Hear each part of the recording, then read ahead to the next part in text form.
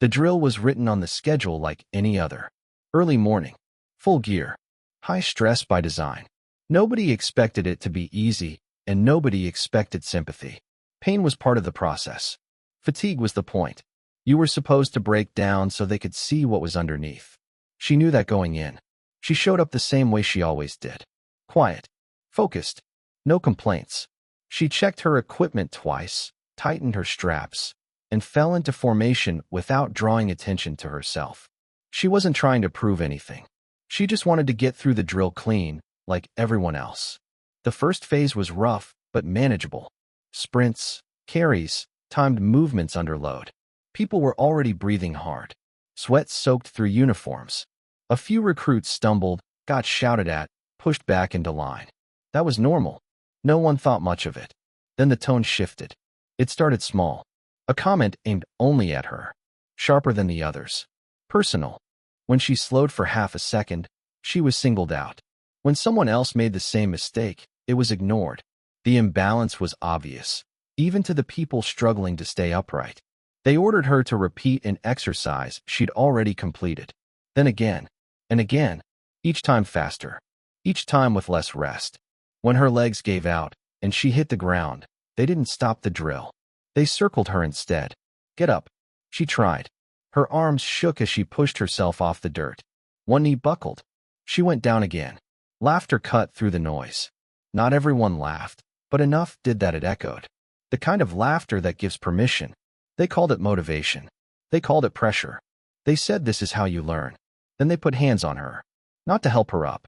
Not to correct form. A shove to the shoulder. A kick near her boot to make her move faster. When she flinched, they told her not to act weak. When she looked around, searching for a face that might intervene, all she saw were lowered eyes and stiff expressions. The drill kept going. She was dragged back into position and ordered to continue while others cycled out for water. Her mouth was dry. Her vision blurred at the edges. Every breath burned. When she slowed again, someone clipped her from behind. She went down hard this time. Dirt filled her mouth. Her helmet cracked against the ground. That was the moment it stopped being training. Everyone there felt it. You could see it in the way bodies froze, in the split second where instinct overrode conditioning. This wasn't about building resilience. This wasn't about standards. This was punishment, and it was being carried out in front of witnesses. No whistle blew. No command to halt. Instead, they told her to stand up again. She did, barely. Blood ran from a cut near her eyebrow, mixing with sweat. Her hands trembled so badly she couldn't grip her equipment properly. They mocked that too. Asked if she was done playing soldier. Asked if she needed special treatment. The drill leaders fed off the moment. Power has a way of escalating when it isn't checked. Each shove got harder. Each word got crueler. The line between instruction and humiliation disappeared completely. People in the formation shifted their weight. Some stared straight ahead like mannequins. Others glanced sideways, hoping someone else would step in first. The unspoken rule was clear. Don't draw attention. Don't make it worse. Don't be next. She collapsed again. This time she didn't get up right away. The dirt beneath her was cool against her cheek. Sounds came through like they were underwater. She could hear boots moving, voices arguing over what to do next, but none of them sounded concerned. They sounded annoyed, like she was slowing the schedule. Someone bent down close to her ear and told her she had 5 seconds. That was when footsteps approached from outside the drill area. Not rushed, not panicked. Heavy, deliberate steps that didn't match the chaos of the moment. A shadow fell across her field of vision as someone stopped just a few feet away. The shouting paused. One of the drill leaders turned, irritation already on his face, ready to defend what everyone had just seen unfold in broad daylight. Training is supposed to hurt, but it's supposed to hurt with purpose. There's a difference between stress that builds capability and pain that exists just to assert control. In real training, every push has a reason. Every correction has a goal. When someone breaks, the response is measured, not cruel. That line is clear to anyone who's actually led people. Abuse starts when the goal disappears, when instructions stop making sense, when the pressure is no longer applied evenly, when one person becomes a target instead of a trainee. It hides behind familiar language, because calling it training gives it cover. That's what happened there. They kept saying it was about standards, but the standards kept changing. They kept saying it was about toughness, but only one person was being tested that way. They kept saying everyone goes through it, but everyone watching knew that wasn't true. Real training corrects mistakes. Abuse punishes existence. She wasn't failing tasks. She was being set up to fail. The reps were endless, the rest non-existent. Corrections came after the damage, not before. Instructions were vague enough to guarantee another excuse to pile on. When she tried to adjust, they accused her of overthinking. When she hesitated, they called it defiance. There was no path to success anymore. Once that happens, the dynamic changes. The drill stops being about skill or endurance and turns into spectacle. Someone has to be on display, because fear works better when it has a face. Everyone else learns faster when they can point to what happens if they step out of line. That's why no one stepped in. People tell themselves they're not responsible. They say it's not their role. They say they don't have all the facts. They say it's always been like this. Each excuse makes the next one easier. Silence becomes part of the system, not an accident. Abuse thrives in routines. It borrows the structure of training so it looks legitimate. The cadence, the commands, the repetition. From the outside, it sounds the same. But inside, the intent is different. The goal is compliance, not growth. Submission, not mastery. You could see it in the way they talked to her. They stopped addressing behavior and started attacking identity. Weak. Problem. Liability. Distraction. Words designed to shrink someone down until resisting feels pointless. Once a person accepts that framing, they stop fighting back, and the abuser doesn't have to escalate as much. The damage continues quietly. Except she didn't fully shut down. Even exhausted, even bleeding, she kept trying to comply. That refusal to break completely made them angrier. Abuse hates resistance, even passive resistance. Especially when it comes from someone who was never supposed to make it this far in the first place. That's when the physical line got crossed. Hands that should only guide or restrain became tools of humiliation. Shoves framed as urgency. Kicks framed as motivation. Each contact followed by a justification, said loudly enough for others to hear. This is what it takes. This is how we do it here. Training never needs an audience for cruelty. Once the group absorbs that behavior, it spreads. Laughing becomes permission. Looking away becomes endorsement. Even discomfort can serve the abuser because it keeps people frozen. No one wants to be the next example. And so the system protects itself. The people running the drill weren't worried about her safety. They were worried about losing control of the moment. Stopping would mean admitting it went too far. Admitting that would raise questions they didn't want asked. About judgment. About bias. About whether they should have authority at all. So they doubled down. They reframed her collapse as attitude. They reframed her injury as weakness. They reframed concern as softness. Every reframing made intervention feel like betrayal of the culture. Anyone who spoke up would be labeled as someone who couldn't handle reality. That's how abuse survives in institutions built on toughness. It convinces good people that cruelty is necessary. It convinces observers that survival depends on compliance. It convinces leaders that results justify methods, even when the results are broken bodies and damaged trust. By the time she was on the ground for the last time, the drill had nothing left to teach.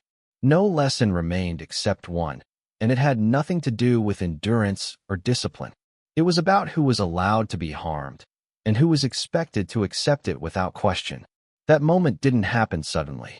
It was built rep by rep, comment by comment, shove by shove, each one small enough to excuse on its own, impossible to defend when seen all together, but no one looking at the whole picture because everyone was focused on just getting through the day. What made it possible wasn't just the people running the drill. It was everyone who saw what was happening and chose not to act. The silence around her was as heavy as the gear on their backs. Dozens of people stood close enough to hear her breathing change, to see her hands shaking, to recognize the look that appears when someone is pushed past reason. They all knew. Some of them had been there before. Not in her exact position, but close enough to recognize the pattern. The singled-out pressure. The shifting rules. The way a situation turns personal while pretending to stay professional. They felt the warning signs tighten in their chest, the instinct that says this isn't right. And they buried it. Training environments condition people to obey first and question later. Orders are treated like gravity. You don't argue with gravity. You adjust your posture and hope it doesn't crush you. Over time, that mindset seeps into moments where it doesn't belong. No one wanted to be the one who broke formation. The fear wasn't abstract. It was practical. Speak up and you draw attention. Draw attention and you get labeled. Labeled people don't advance. Labeled people get watched more closely. Labeled people get tested harder. Everyone there understood that calculus without needing it explained. So they stared straight ahead. A few told themselves they didn't have the full picture. Maybe she'd messed up earlier. Maybe there was context they missed. Maybe this was part of a larger evaluation. Those thoughts made inaction feel reasonable. They turned doubt into a shield. Others relied on rank. If this was wrong, someone senior would stop it. If no one stopped it, it must be allowed. Responsibility floated upward and vanished. Each person felt smaller, less obligated, less capable of changing the outcome. Some were just tired. Exhaustion dulls empathy. When your own lungs are burning and your legs feel hollow, it's easier to narrow your world to survival. You focus on the next command, the next breath, the next step. Someone else's suffering becomes background noise, something you promise yourself you'll think about later. Later rarely comes. A few laughed, not because it was funny, but because laughter releases tension. It signals alignment with power. It says, I'm not the target. In harsh environments, that signal can feel like protection. Those laughs echoed longer than the shouting. Silence doesn't look dramatic.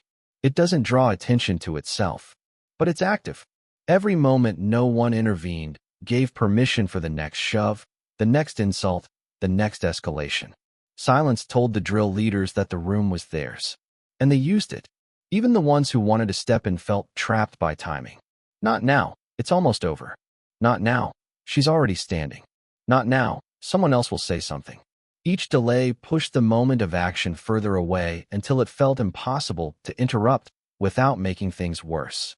That's how harm stretches itself out. Afterward, many of them would replay the scene in their heads. They'd remember specific details they noticed in real time. The way her voice changed when she tried to answer. The moment her knees buckled. The look she gave the formation, not asking for help outright, just checking if anyone was still human. Those memories don't fade easily. But during the drill, none of that mattered as much as fitting in. Culture teaches people what's rewarded and what's punished. In that space, obedience was rewarded. Compassion was risky. Intervention felt like rebellion. So no one did it. The system didn't need to threaten them. It had already trained them. Years of conditioning had taught them that enduring wrong is safer than challenging authority. That surviving quietly is better than standing out for the wrong reason. Even good people can become bystanders when the cost of action feels higher than the cost of regret. When she went down and didn't immediately get back up, there was a flicker of movement. A few heads turned. A few feet shifted. For a second, it looked like someone might break the spell. Then a command was barked, sharp and familiar, and the moment closed. Muscle memory took over. Eyes forward. Back straight. Don't react. That was the loudest silence of all. Because once a group learns to ignore suffering right in front of them, it becomes easier to ignore it later. It becomes normal, expected, part of the environment, something you work around instead of confront. The drill leaders didn't just abuse their authority. They relied on the group to hold the line for them. Every person who stayed quiet became part of the structure that kept her pinned there. And the hardest truth is this. Most of them weren't cruel. They weren't malicious. They weren't cheering for her pain. They were ordinary people making ordinary choices in an extraordinary situation, choosing safety, familiarity, and self-preservation over intervention, and in doing so, proving how easily silence can be trained into a weapon. He didn't announce himself when he arrived. No shouting from a distance. No dramatic entrance. Just a presence that didn't belong to the chaos unfolding in the drill. His pace was steady, controlled, like someone who wasn't rushing because he already understood what he was walking into. People noticed him before they consciously registered who he was. The shouting lost its rhythm. The drill leaders hesitated mid-command, irritation flickering into something closer to caution. Authority recognizes authority, especially when it hasn't been invited. He took in the scene without asking questions. The woman on the ground. The blood. The uneven breathing. The way the formation stood rigid, eyes locked forward a little too perfectly. He'd seen this posture before. It wasn't discipline. It was fear. He knelt beside her first. Not to make a point. Not for the audience. Just to check if she was conscious, if she could respond, if she was hurt beyond what exhaustion explained. His voice was calm, low enough that only she could hear it. That alone shifted the energy. Calm in a moment like that is disruptive. Then he stood. He didn't address the group right away. He looked directly at the people running the drill. Long enough that they felt seen. Long enough that whatever story they'd been telling themselves started to unravel. He asked one question: what's the objective of this drill? It wasn't confrontational. It was procedural. That made it dangerous. There was a correct answer, and everyone there knew it. Conditioning. Teamwork. Stress management. None of the words matched what had just happened. They tried to explain. They used the language they'd been hiding behind all morning. Standards. Pressure. Real-world preparation. Each phrase sounded weaker when spoken out loud. Excuses don't survive well in daylight. He let them talk until they ran out of momentum. Then he told them to stop the drill. Not temporarily. Not reset. Stop. The word cut through the space like a switch flipping. For the first time since it started, no one was moving. No one was shouting. The silence felt heavier than the noise had. He pointed out details they hadn't bothered to notice. The repeated reps assigned only to her. The lack of recovery time. The physical contact. The visible injury. He didn't raise his voice. He didn't insult them. He just described what happened, plainly, like reading back a report. Each fact landed harder than yelling would have. Leadership doesn't always look loud. Sometimes it looks like refusing to let people hide behind confusion. He told them this wasn't training. He told them it stopped being training the moment it became personal. He told them that building resilience never requires humiliation and discipline never requires cruelty. Those words weren't motivational. They were corrective. Then he did something that mattered just as much. He addressed the formation. He acknowledged what they'd seen, not in a way that invited debate, but in a way that validated reality. He made it clear that recognizing wrong doesn't make you weak, and stopping it doesn't make you disloyal. He reminded them that standards apply upward as well as downward. For some of them, it was the first time anyone had ever said that out loud. He didn't ask who laughed. He didn't ask who looked away. He didn't force confessions. Accountability was coming, but not through public shaming. That wasn't his style. He ordered medical attention immediately. No discussion. No delay. No concern about optics. When someone hesitated, he repeated the order, slower this time, making it clear that ignoring it would be a career-ending decision. That's when the reality sank in. This wasn't a warning. This wasn't a talk. This was intervention. The drill leaders started to push back, carefully, testing boundaries. They referenced experience. Time served. Past results. He shut it down with one sentence. Experience explains behavior. It doesn't excuse it. The power dynamic flipped completely. Where minutes earlier they'd felt untouchable, now they were being evaluated. Not emotionally. Administratively. Every action from that morning was being cataloged, not as a story, but as a record. He relieved them of their authority on the spot. No speeches. No threats. Just a clear statement of consequence. You're done here. Turn in your credentials. Step away from the formation. People watched as the symbols of power changed hands. Radios removed. Insignia noted. Commands ignored. The structure that had protected abuse collapsed quietly, without spectacle. He didn't linger. After ensuring she was being taken care of, he gave the formation one last instruction. Return to barracks. Await further orders. That was it. No grand lesson. No moral wrap-up. The impact came from what he did, not what he said. In a single moment, he demonstrated what real leadership looks like when it costs something. He chose disruption over comfort. Accountability over tradition. A person over a system that had failed her. And everyone there understood the same thing at once. The rules hadn't changed. They'd been enforced. Accountability doesn't usually arrive with noise. It shows up quietly, methodically, and without asking for permission. Once the drill stopped, everything that had been ignored became visible. Timestamps, witnesses, orders given and repeated, injuries that didn't match the explanation offered for them. What had felt chaotic a few minutes earlier became very structured. Statements were taken separately, not group recollections. Individual accounts.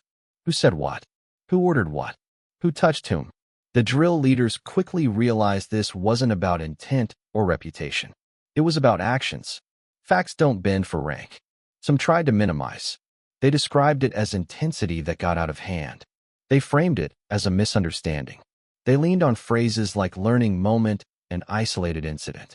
The language was careful, practiced, designed to soften edges. It didn't work. Accountability isn't interested in tone. It's interested in patterns. And the pattern was clear. One target. Escalation without correction. Physical contact without justification. A failure to stop when harm was obvious. Others tried a different approach. They pointed outward. Claimed the environment encouraged it. Claimed pressure from above. Claimed this was how they'd been trained. Responsibility, once again, was pushed upward, hoping it would disappear into abstraction. But accountability pulls responsibility back down to the individual. Policies were cited, not vaguely, specifically, sections, clauses, the exact language outlining what constitutes corrective training and what constitutes abuse. The difference wasn't ambiguous. It had never been ambiguous. That's when the mood shifted. Careers built on authority depend on the assumption that authority will protect you. When that assumption cracks, everything underneath it feels unstable. The confidence drained from their voices. Answers shortened. Body language tightened. They understood what was happening before it was officially stated. Being removed from a position isn't just about losing a role. It's about losing trust. In systems like this, trust is currency. Without it, experience becomes irrelevant. Reputation collapses faster than rank ever could. The consequences moved quickly. Temporary relief from duty turned into permanent removal. Reviews turned into findings. Findings turned into recommendations that didn't need interpretation. Once the process started, it didn't slow down to spare feelings. There was no dramatic confrontation. No shouting. No threats. Just signatures on documents that carried weight. Just instructions to pack up, turn things in, and wait for next steps that everyone knew were coming. The phrase ended their careers sounds sudden, but the reality was procedural. That's what made it final. Meanwhile, the focus shifted back to her. Medical evaluation documented everything. Not just visible injuries, but dehydration, stress markers, neurological symptoms. Each note mattered. Each one contradicted the idea that this was normal training strain. She wasn't treated as a problem to manage. She was treated as a person who had been failed. That distinction matters. Accountability isn't only about punishment. It's about repair. It's about signaling what the system values when tested. In this case, it signaled that harm wouldn't be buried to protect authority. The people who had stayed silent watched all of this unfold. For some, it was uncomfortable. The story they'd been telling themselves about survival and obedience didn't hold up well when consequences appeared so clearly tied to behavior. For others, it was clarifying. A recalibration of what was actually allowed versus what they'd assumed was untouchable. Silence felt heavier in hindsight. But accountability doesn't move backward. It doesn't punish people for fear. It changes the environment so fear loses its grip next time. The drill area didn't look the same after that day. Not physically, but socially. Power dynamics had been exposed. The idea that anything labeled training was automatically justified no longer held. People spoke differently afterward. Not louder. More precisely. Questions were asked earlier. Lines were drawn sooner. The absence of abuse didn't weaken the training. It sharpened it. Without cruelty muddying intent, expectations became clearer. That's the paradox many miss. Accountability doesn't lower standards. It defines them. The careers that ended didn't end because someone intervened. They ended because those careers were built on unchecked behavior that couldn't survive scrutiny. Intervention just removed the cover. No one could say they didn't know anymore. The record existed. The response was documented. The consequences were visible. Future drills carried that memory quietly, like a boundary no one needed to test. And for the first time in that space, accountability wasn't theoretical. It wasn't a policy on paper or a slogan repeated during briefings. It was something people had watched happen in real time, something that moved through the chain without stalling, something that proved authority answers to something higher than itself. Leadership gets talked about like it's a personality trait. Like some people are born with it, and others aren't. But moments like this expose what leadership actually is. It's a decision made under pressure when the cost is real and immediate. Most people can lead when the outcome is safe. Real leadership shows up when intervening puts your standing at risk. When stopping what's happening means challenging peers, disrupting routines, and inviting scrutiny. When it would be easier to walk past and let the system do what it's always done. He didn't gain anything by stepping in. He didn't earn popularity points. He didn't make friends among those he shut down. He didn't protect his own comfort. In fact, he guaranteed pushback, complaints, paperwork, political friction, the kind of consequences leaders quietly calculate before deciding whether to act. And he acted anyway. That's the cost people don't talk about. Leadership isolates you in the moment. When you draw a line, you stand on it alone at first. Others may agree privately, but they wait to see if you'll hold. If you flinch, the line disappears and you're weaker for having drawn it. He didn't flinch. He knew that enforcing standards upward would make some enemies. He knew people would say he overreacted, that he embarrassed others publicly, that he disrupted training flow. Those criticisms were predictable. They always are. He accepted them as part of the job. True leadership isn't about being liked. It's about being trusted.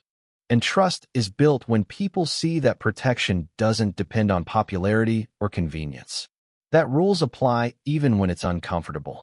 Especially when it's uncomfortable. The easiest leadership is symbolic. Speeches, posters, values written on walls. All of that costs nothing. It feels good and risks little. But when reality contradicts those values, symbolism collapses fast. He chose substance instead. He protected someone who had no power in that moment. Someone whose voice had been drowned out by commands and conditioning. He restored her dignity without turning her into a symbol or a lesson. He didn't ask her to be grateful. He didn't ask her to perform resilience afterward. He just did what should have been done. That matters more than people realize. When leaders intervene decisively, it changes how everyone else understands their own responsibility. It tells bystanders that silence isn't the only option. It tells subordinates that abuse isn't the price of belonging. It tells future leaders what will be expected of them when their turn comes. But it also narrows your margin for error. Once you show that you'll act, people watch more closely. You don't get the benefit of ambiguity anymore. Your standards become visible, and that means you have to live up to them consistently. That's another cost. Selective courage gets exposed quickly. Acting once creates an expectation to act again. Leadership becomes a habit you can't turn off when it's inconvenient. He understood that. That's why his response wasn't emotional. It was procedural. Emotion fades. Process endures. By grounding his intervention in policy and fact, he made it harder to dismiss and easier to replicate. He wasn't just stopping one incident. He was setting a precedent. Precedents shape culture more than speeches ever could. The people who witnessed it learned something specific. Not abstract ideas about integrity, but practical information. What happens if you cross the line? What happens if you speak up? What happens if you don't? They learned that authority can be challenged when it violates its own rules. That leadership isn't reserved for those who shout the loudest or dominate the space. Sometimes it belongs to the person willing to step in quietly and say, "This stops now." That lesson travels. It shows up later in smaller moments. A correction made earlier. A comment not said. A drill adjusted before it goes too far. People don't always trace those changes back to the original incident, but they feel the difference. The cost of leadership doesn't end with the decision. It lingers.